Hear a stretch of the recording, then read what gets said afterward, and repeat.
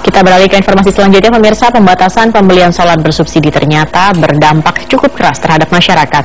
Selain membuat pemasukan masyarakat menjadi berkurang, pembatasan tersebut juga membuat masyarakat terpaksa harus beralih ke bahan bakar alternatif yang justru menambah beban. Di Lumajang, Jawa Timur, kebijakan pembatasan solar bersubsidi menjadi keluhan para sopir dan truk pasir Gunung Semeru. Untuk menghindari pembatasan waktu pembelian, para sopir yang sangat menggantungkan hidupnya terhadap bahan bakar ini terpaksa harus membeli solar melebihi pembelian normal karena khawatir kehabisan bahan bakar ketika melakukan perjalanan malam. Selain mengaku kesulitan, para sopir ini harus mengeluarkan biaya tambahan 2 kali lipat untuk membeli stok solar di tangki truk. Sementara di Ponorogo, antrean pembeli solar bersubsidi juga masih banyak terlihat di sejumlah SPBU di wilayah ini.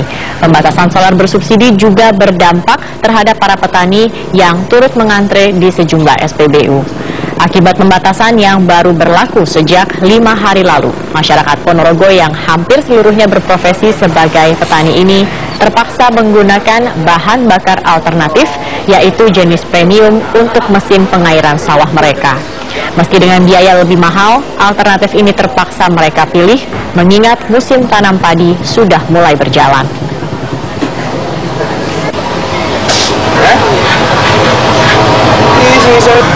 Cuaca buruk dan tingginya gelombang laut melanda sejumlah daerah di Semarang. BMKG mengimbau nelayan tidak melaut karena gelombang tinggi. Di Sidoarjo, Jawa Timur, harga ikan laut melonjak tinggi karena nelayan takut melaut akibat gelombang tinggi.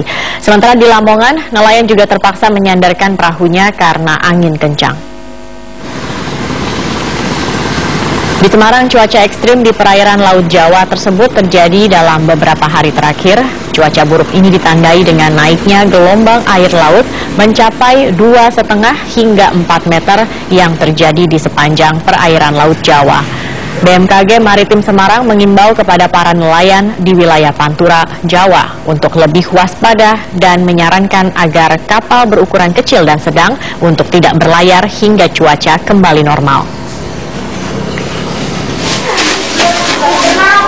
Sementara di Sidoarjo, cuaca buruk menyebabkan pasokan ikan laut menurun drastis, sehingga harganya pun meningkat tajam. Berkurangnya pasokan ikan karena para nelayan enggan melaut, takut terhadap gelombang tinggi. Harga ikan kakap merah misalnya awalnya Rp45.000 per kilogram, naik menjadi Rp50.000. Demikian pula harga ikan kakap hitam yang semula Rp40.000 sudah naik menjadi Rp45.000 per kilogramnya.